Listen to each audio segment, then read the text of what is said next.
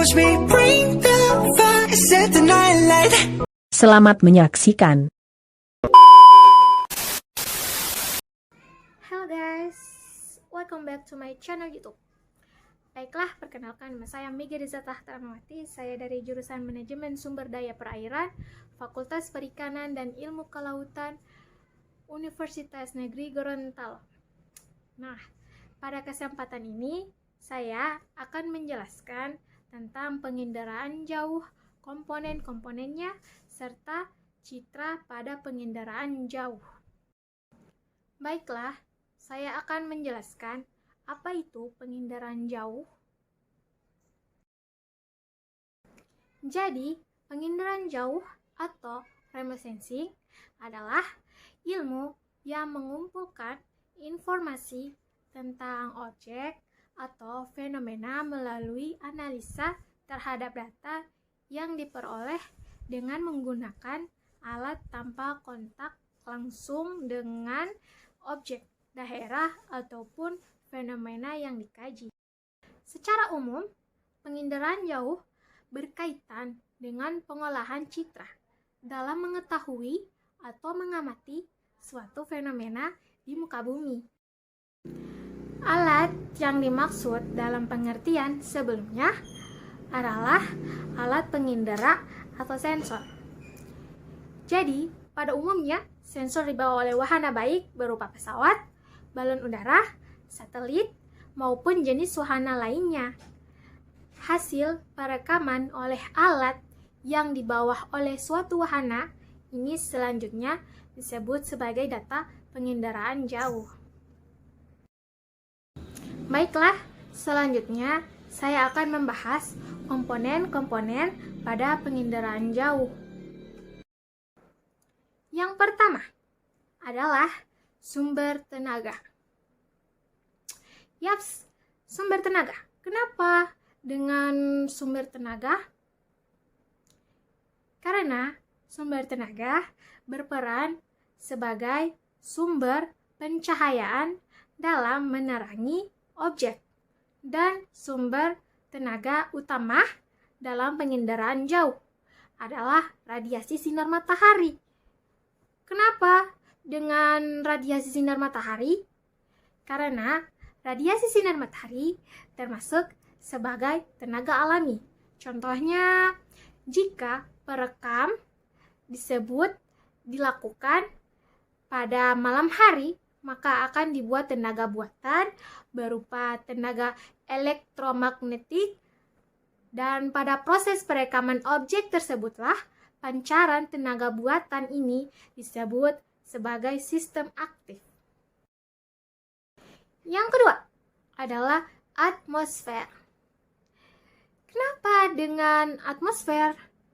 Karena atmosfer merupakan lapisan udara yang terdiri dari berbagai jenis gas seperti O2, CO2, nitrogen, hidrogen, dan helium.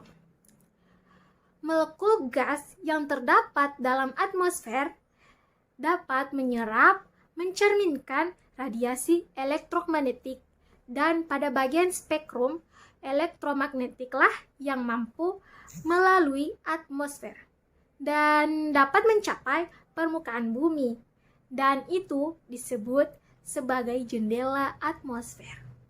Pada proses inilah digunakan dalam pengendaraan jauh. Yang ketiga, ada interaksi dan objek. Kenapa begitu? Karena interaksi tenaga dan objek merupakan interaksi tenaga elektromagnetik dengan benda-benda yang ada di permukaan bumi dan terjadi dalam 4 bentuk, yaitu penerusan, pantulan, scattering, dan penyerapan. Interaksi tenaga dengan objek inilah yang direkam oleh sensor. Pada posisi keempat, ada sensor. Sebelum saya menjelaskan detail, saya akan menjelaskan apa itu sensor. Sensor itu bukan kayak yang di TV gitu ya. Jadi, sensor yang dimaksud adalah suatu alat yang digunakan untuk melacak, mendeteksi, dan merekam suatu objek dalam daerah jangkauan tertentu. Semakin kecil objek yang direkam sensor, semakin baik pula resolusi spasial dari citra yang dihasilkan. Info kecil nih guys, ternyata sensor dibedakan menjadi dua, yakni sensor fotografi dan sensor elektrik. Nah, untuk lebih jelasnya, apa itu sensor fotografi dan sensor elektrik? Kalian bisa searching di Google ya.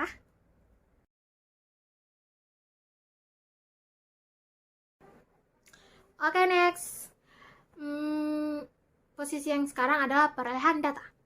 Apa hubungannya perolehan data dengan penginderaan jauh? Jadi, perolehan data adalah cara atau mengekstraksi data dari citra.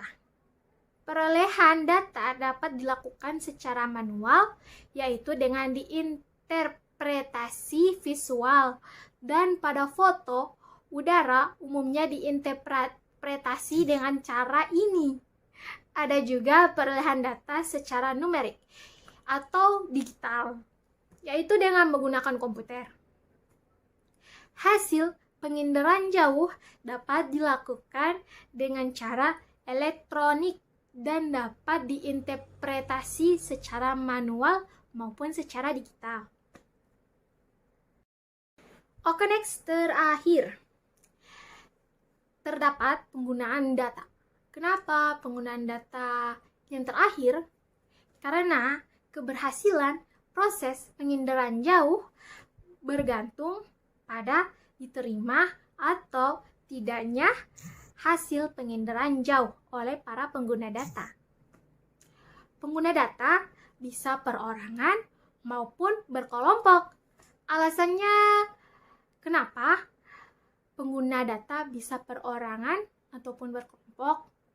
Karena penggunaan data bertujuan agar data tersebut bisa diterima serta penginderaan jauh juga harus menunjukkan kemanfaatannya bagi pengguna. Misalnya untuk keperluan perencanaan atau pemantauan. Bagian selanjutnya adalah jenis citra. Jenis citra terdapat pada penginderaan jauh. Apa saja citra penginderaan jauh? Yuk disimak. Bagian 1 terdapat citra foto atau biasa disebut sebagai foto udara. Nah, foto udara direkam secara fotografik dan menggunakan kamera dan film sebagai detektornya dan mempunyai karakterisasi yaitu skala, geometri, dan informasi pada tepi foto udara yang diaplikasikan untuk pemetaan dasar pada aplikasi yang bisa digunakan untuk sumber daya alam seperti pada pertanian, hidrologi, geologi, perubahan fungsi lahan. Contoh foto udara yaitu foto udara konvensional, foto udara smart format, dan foto udara digital. Jenis citra penginderaan jauh yang terakhir adalah citra non-foto atau biasa disebut dengan foto satelit. Jadi, foto satelit direkam berdasarkan pemindaian atau scanning yang dilakukan secara elektronik pada pita magnetik. Contohnya itu radar atau radar detection adalah sistem penginderaan jauh yang mengirim dan menerima sinyal gelombang elektromagnetik. Oke guys, thank you ya atas perhatiannya dalam menyaksikan video saya. Semoga ilmunya bermanfaat. Amin. See you next time. Bye-bye.